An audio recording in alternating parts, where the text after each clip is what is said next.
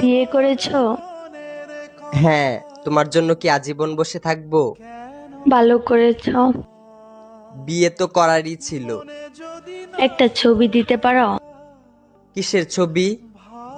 ওই মানুষটা, যে মানুষটার সাথে বিয়ে হয়েছে। না না, তোমার নজর লেগে যাবে। না না না, আমি নজর লাগাবো না, একবার দেখেই ডিলিট করে দিব।